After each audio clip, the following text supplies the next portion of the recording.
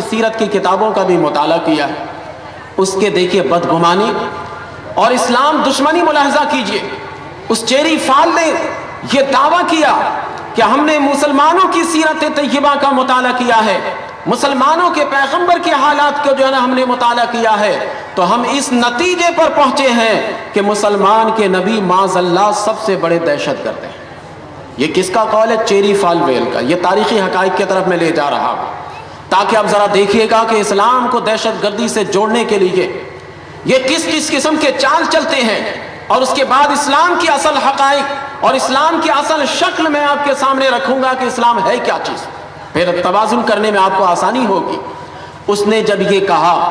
ظاہر ہے کہ مسلمان سراپا احتجاج ہوں گے، مسلمان روڈ پر نکل آئے، سراپا احتجاج ہو گئے، کہا کہ یہ ہمارے نبی کی شان میں بے ادبی ہے، ہمارے نبی کی شان میں یہ گستاخی ہے، ایسے الفاظ کو واپس لیا جانا چاہیے، اور ہم ایسے کہنے والوں کے جان کے دشمن ہو جائیں گے۔ اور خاص طور پر ہمیشہ سے یہ ترہ جو رہا ہے، ایرانی حکومت نے باقاعدہ سرکاری طور پر احتجاج کیا، تو اس چیری فال ویل نے کہا کہ ہم اپنے الفاظ کو واپس لیتے ہیں اور مسلمانوں سے معذرت چاہتے ہیں۔ چلیے بات ابھی ختم ہوئی، ہم ان بے دینوں سے اس سے زیادہ اور کیا توقع رکھ سکتے تھے؟ اس سے زیادہ اور کیا ہم یہ توقع رکھ سکتے تھے کہ وہ اس سے زیادہ اور جو ہے معذرت کے الفاظ کہیں گے؟ لیکن بہرکیف مسلمانوں کا دل ابھی دکھ رہا تھا، مسلمانوں کے دلوں میں جو زخم لگا تھا وہ زخم بھی ابھی بھرنے نہیں پایا تھا کہ پھر جناب ایک فرنچ افسانہ نگار نے تو کچھ اور ہی کمال کر دیا۔ فرنچ افسانہ نگار نے اس نے اپنے افسانہ میں لکھا کہ دنیا میں اسلام سب سے زیادہ احمقانہ مذہب ہے، اور معاذ اللہ اسلام ایسا احمقانہ مذہب ہے کہ اس کے ماننے والے اور اس کے لانے والے تمام کے تمام احمقوں کے جو ہے آبادی میں رہتے ہیں، احمقوں کے جو ہے سب آبادی میں رہنے والے ہیں۔ یہ اس نے جب گستاخی کی، پھر مسلمان سراپا احتجاج ہو گئے، مسلمان نکل پڑے کہ ہمارے اسلام کے خلاف، پہلے تو بانی اسلام کے خلاف بات ہوئی، اس کے بعد پھر اسلام کے خلاف باتیں ہونے لگی، تو مسلمان سراپا احتجاج بن گئے اور اس فرنچ افسانہ نگار کے خلاف سڑکوں پر نکل آئے۔ تو اس نے جواب یہی دیا کہ بھائی ہمارا مقصد کسی بھی مذہب والوں کے جذبات کو ٹھیس پہنچانا نہیں تھا،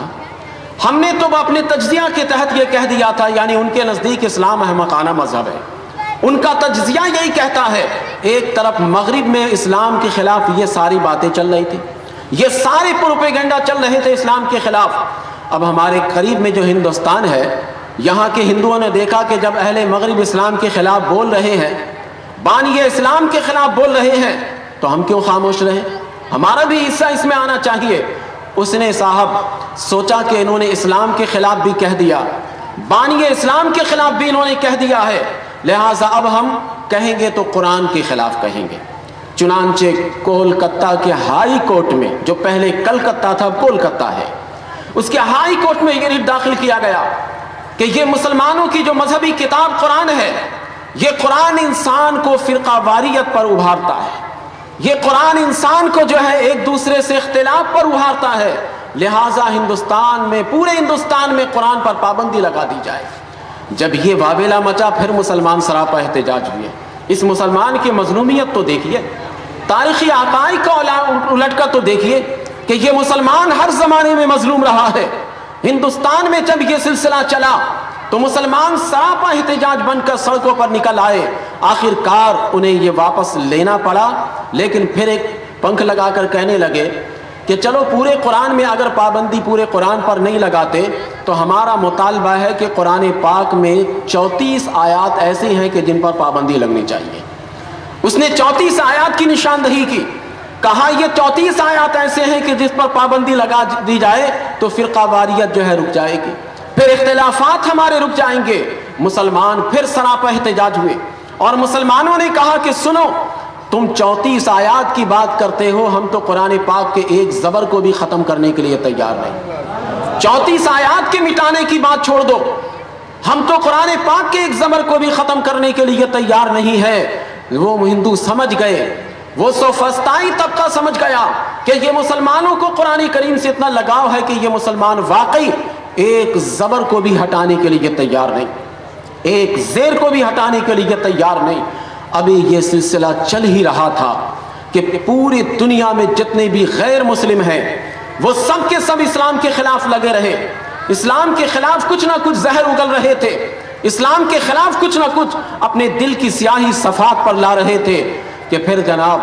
9/11 کا مسئلہ ہوا۔ میں لیٹسٹ لے کر آ رہا ہوں، آپ کو تاریخی حقائق سے اس طرف لے کر آنا چاہتا۔ 9/11 کا مسئلہ ہوا، ٹریڈ سینٹر کا مسئلہ ہوا،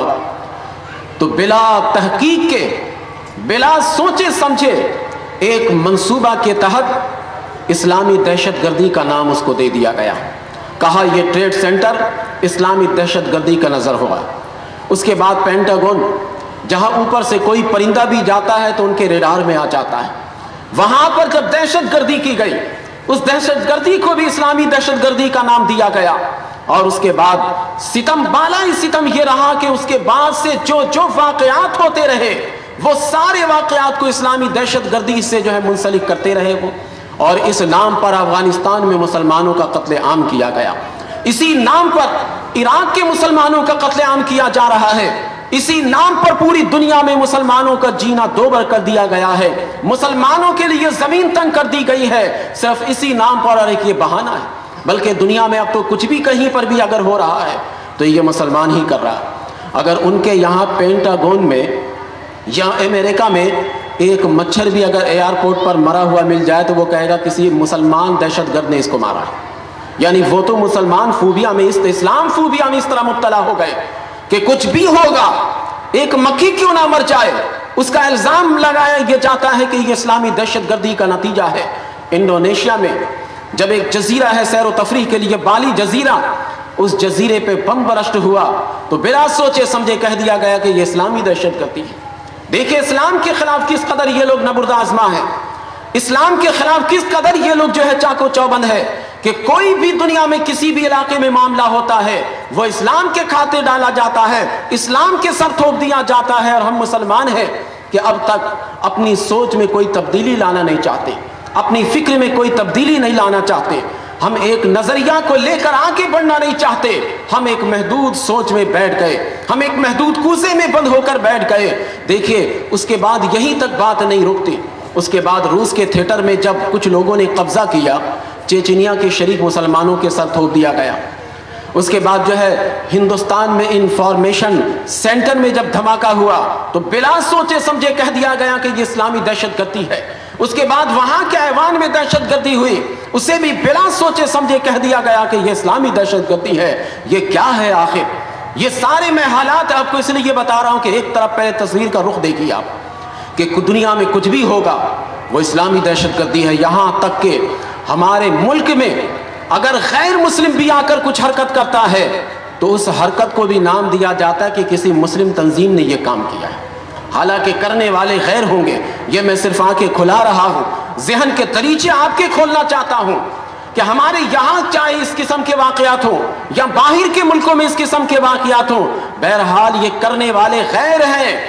یہ اسلامی فوبیا کی بنا پر، یہ اسلام پر یہ سارے نام ڈالتے چلے جاتے ہیں، لیکن ہمیں ایسے حالت میں سوچنا چاہیے کہ یہ سب کچھ ہو رہا ہے ایک منظم سازش کے تحت ہو رہا ہے، ایک منظم پلان کے تحت یہ کام کیا جا رہا ہے، اور اس پلان کو مزید آگے بڑھانے کے لیے ان کا میڈیا ان کا ساتھ دے رہے ہیں، وہ اس کے ساتھ دے کر اس مسئلے کو اور مزید آگے کی طرف ہوا دے کر بڑھاتے چلے جا رہے ہیں۔ ایسی صورت میں ہمیں غور کرنا چاہیے کہ آیا یہ آج کی بات ہے، یہ ان کی حرکت کل کی بات ہے، یا 2-4 سال پیچھے ماضی کی بات ہے، یا 10-20 سال پیچھے ماضی کی بات ہے؟ ماضی کی بات ہے ہی نہیں، بلکہ ہم اس کے پیچھے ایک قطار دیکھتے ہیں، جو ایک ختم ہوتا ہے تو دوسرا اسلام کے خلاف سامنے آتا ہے، دوسرا ختم ہوتا ہے تو تیسرا اسلام کے خلاف سامنے آ جاتا ہے،